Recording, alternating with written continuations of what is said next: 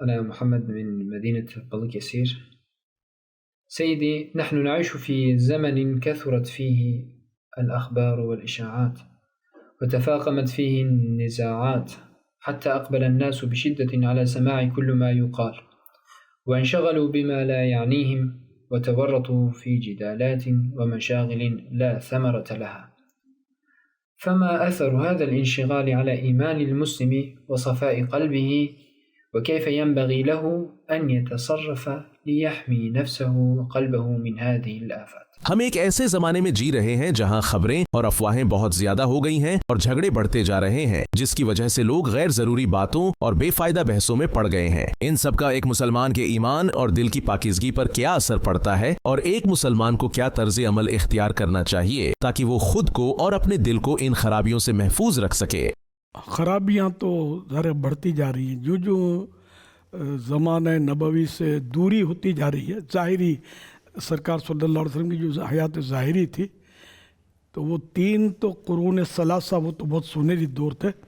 صحابہ کرام کا دور، تابعین کا دور، تبع تابعین کا دور، یہ دور تو بڑے پاکیزہ تھے۔ لیکن یہ کہ سب سے فرسٹ تو ظاہر ہے جب سرکار صلی اللہ علیہ وسلم ظاہری طور پر حیات تھے، اور صحابہ کرام کا دور تو ان میں تو کوئی فاسق تھا بھی نہیں، سب عادل، سارے صحابہ عادل، اور باقی تابعین میں بھی گناہ کا زور کم تھا، اور تبع تابعین میں بھی کم تھا، لیکن بہرحال تابعین کے مقابلے میں کچھ زیادہ۔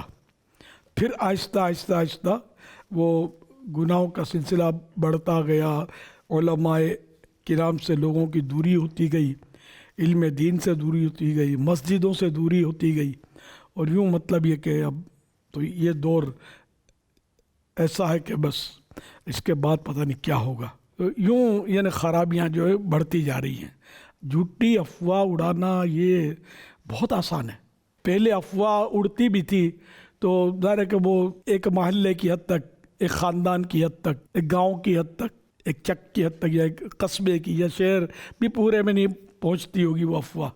تو یوں پہلے یوں اڑتی، اب جو افواہ ہے وہ ورلڈ وائڈ، کوئی بھی یعنی کہ کھلبلی مچانی ہے تو کوئی شوشہ چھوڑ دیا جائے، تو وہ جو افواہ جو ہے نا یہ ساری دنیا میں گشت کرے گی، لیکن اس کا عذاب برداشت نہیں ہو سکے گا۔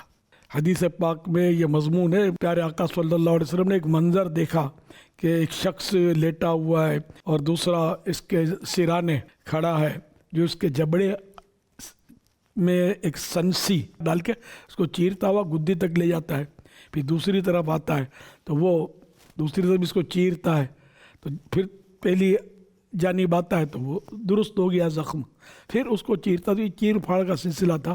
سرکار نامدار صلی اللہ علیہ وسلم کی خدمت میں عرض کیا گیا کہ یہ جھوٹی افواہیں اڑاتا تھا۔ تو افواہیں مطلب اڑانے کا تو ہے، مطلب اس وقت سوشل میڈیا میں تو طرح طرح کی افواہیں لوگ اڑاتے ہیں، ایک دوسرے کو بدنام کر رہے ہیں، تو عذاب پر غور کریں۔ دیکھو اب بھی زندہ ہیں، جوانی ہے، یوں لگتا ہے کہ مجھے کچھ نہیں ہوتا، لیکن آخر مرنا تو پڑے گا نا، مرے بغیر تو چارہ ہی نہیں ہے۔ کل نفس ذائقۃ الموت، ہر جاندار نے موت کا مزہ چکھنا ہے، پھر کدھر بھاگ کے جاؤ گے؟ اس کا عذاب بہت سخت ہے، برداشت نہیں ہوگا۔ اللہ پاک ہمیں جھوٹ بولنے سے اور جھوٹی افواہیں اڑانے سے اللہ پاک محفوظ رکھے۔